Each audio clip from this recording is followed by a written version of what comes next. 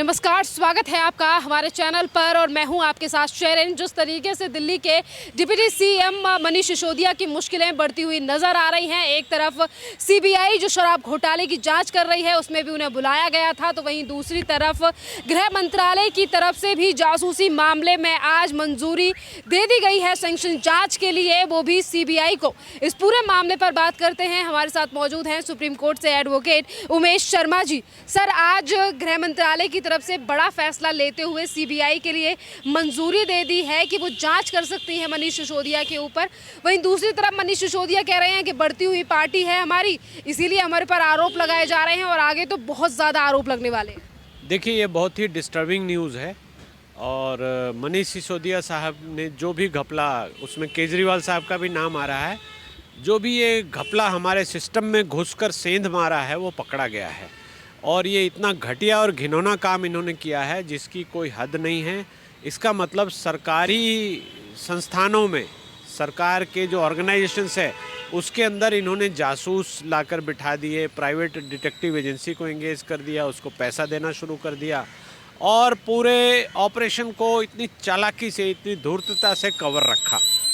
इस विषय को समझें तो देखेंगे कि इन्होंने क्या किया। 2014-15 में इन्होंने जो विजिलेंस डिपार्टमेंट है उसमें एक फीडबैक यूनिट बनाया और ये बोला कि फीडबैक हमें लेने की ज़रूरत है। तो फीडबैक क्या क्या हो रहा है, किस किस का हो रहा है, उसके लिए इन्होंने कैबिनेट से अप्रूवल कराया। अब ये रिकॉर्ड पे आ गया है कि इन्होंने कैबिनेट से अप्रूवल जो कराया तो कोई एजेंडा नोट नहीं दिया था। इसका मतलब वो पहली इरेगुलरिटी है। चूँकि अरविंद केजरीवाल कैबिनेट के अध्यक्ष हैं तो ये उनकी ओर से किया गया था घपला, इसलिए वो सीधे सीधे तौर पर इस पर जिम्मेवार है। उसके बाद इन्होंने क्या किया कि एक फीडबैक यूनिट का सैंक्शन करा लिया और बोला कि दिल्ली सरकार के विजिलेंस डिपार्टमेंट के अंदर एक फीडबैक यूनिट रहेगी।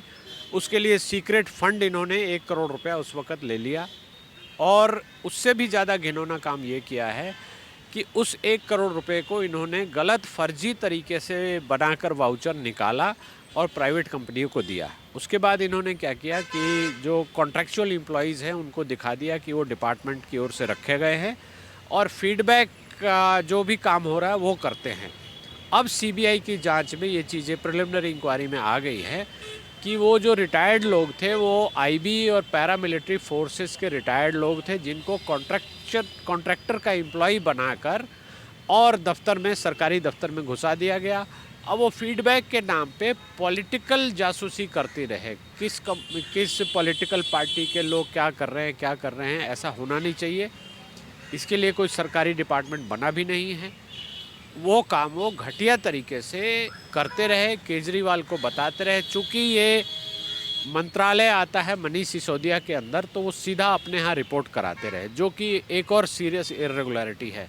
अगर आपके मंत्रालय में कोई विजिलेंस डिपार्टमेंट बना है, फीडबैक यूनिट बना है, तो वो कहीं और रिपोर्ट करना चाहिए, क्योंकि उनका रिपोर्ट आप जो कहेंगे वही होगा। तो ये चेक एंड बैलेंसेस का जो सिस्टम हमारे पार्लियामेंट्री सिस्टम में है उसका वॉयलेशन है।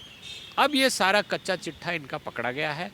जो उपराज्यपाल महोदय हैं उन्होंने इस फाइल को गहनता से देखा, समझा और फिर नोट लिख के भेजा एमएचए को कि इसमें गहरी छानबीन की आवश्यकता है, इसलिए हमें आवश्यकता के हिसाब से परमिशन दी जाए। चूँकि मनीष सिसोदिया साहब डिप्टी सीएम हैं तो उनके खिलाफ ये प्रिवेंशन ऑफ करप्शन एक्ट में केस बनता है। ये सीधा प्रिवेंशन ऑफ करप्शन एक्ट में ऐसा करना मना है। उन्होंने अपने पद का दुरुपयोग किया है, पद की गरिमा को ख़राब किया है और पैसे को गलत तरीके से निकाला है, सरकारी खजाने को खाली किया है।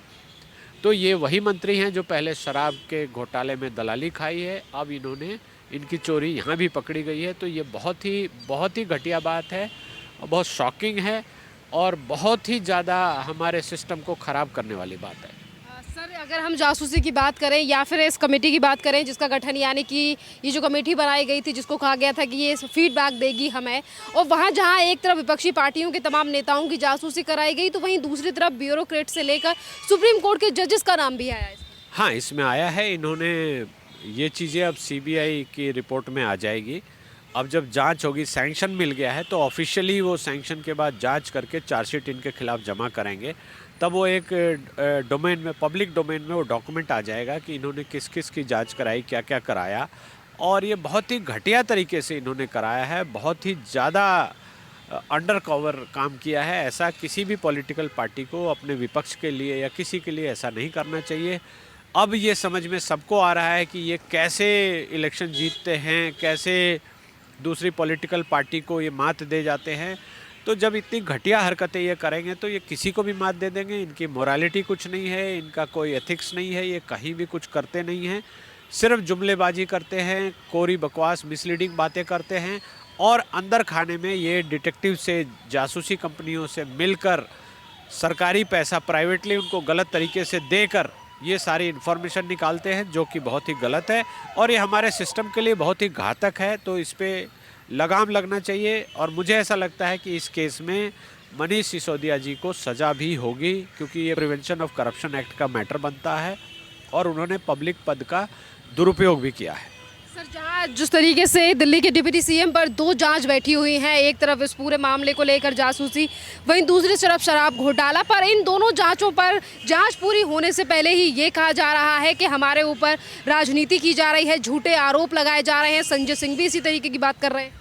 देखिए, ये तो बेबुनियाद बातें हैं। इनका काम क्या है, ये हमेशा डाइवर्ट करते हैं बातों को। जब भी इनके खिलाफ कोई चीज़ पकड़ी जाती है, इनके जो जैन साहब, पहले सत्येंद्र जैन जब अरेस्ट हो गए तो बोला कि उन्होंने हेल्थ मॉडल बहुत अच्छा बनाया है, इसलिए उनको परेशान किया जा रहा है।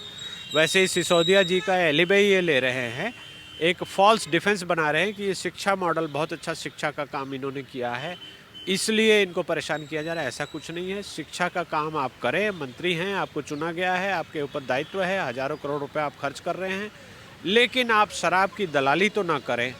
दूसरी जो पॉलिटिकल पार्टीज़ हैं उनको सरकार का पैसा देकर डिटेक्टिव तो ना करें, डिटेक्टिव एजेंसी को तो हायर ना करें, उनके पर्सनल लाइफ की चीज़ें तो ना निकलवाएं, उनके कॉल डिटेल तो ना निकलवाएं। ये निजता का हनन है। सुप्रीम कोर्ट बहुत पहले बोल चुकी है कि आपकी प्राइवेसी मेंटेन होनी चाहिए।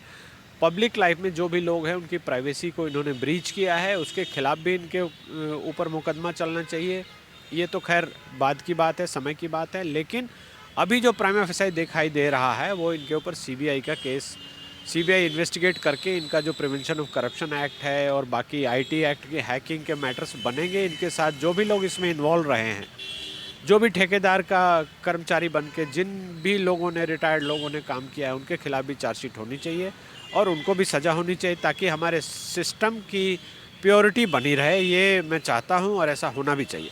सर, इसी के साथ अपने आप को कट्टर ईमानदार कहने वाले अरविंद केजरीवाल क्यों एक्शन लेकर, चाहे फिर वो सत्येंद्र जैन हो, मनीष सिसोदिया हो, इनके पद से क्यों नहीं हटा रहे हैं जब तक जांच पूरी ना हो जाए? देखिए, इसमें सबसे पहले तो बीइंग कैबिनेट हेड केजरीवाल साहब सीधा सीधी इन्वॉल्व है। उन्होंने कैबिनेट मीटिंग में बिना एजेंडा नोट के ये आइटम रखा, जो कि उनकी पावर है। उन्होंने इसको अप्रूव कराया, वो भी उनकी पावर है, उनकी मैनिपुलेशन है। तो इसके लिए वो सीधा सीधा जिम्मेवार है। वो जानते हैं कि अगर इनमें से कोई पकड़ा गया और ये बातें इंट्रोगेशन में खुल गई तो ये सीधा सीधा आ जाएगा कि ये केजरीवाल साहब के कहने पे हमने किया, या केजरीवाल के साथ मिल के किया, या केजरीवाल जी की जानकारी में किया।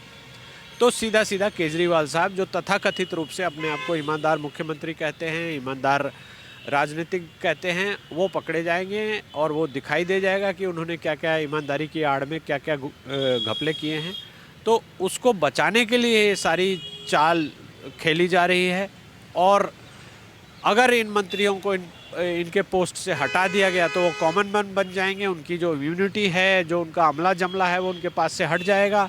तो उनको इन्वेस्टिगेट करना उनके लिए बड़ा आसान हो जाएगा, इन्वेस्टिगेटिंग एजेंसी को। तो उसको इन्वेस्टिगेशन को रोड़ा अटकाने के लिए ही केजरीवाल एंड टीम, जो मनीष सिसोदिया हैं या सत्येंद्र जैन साहब हैं, वो सब मिलके ये खेल रच रहे हैं। और वो इतने शातिर और माहिर खिलाड़ी हैं कि हमारे सिस्टम को वो ब्लफ करने में, दगा देने में, धोखा देने में कामयाब रहे हैं और इस तरह से वो दिल्ली के लोगों को बिल्कुल ही पागल बनाने में कामयाब हो गए।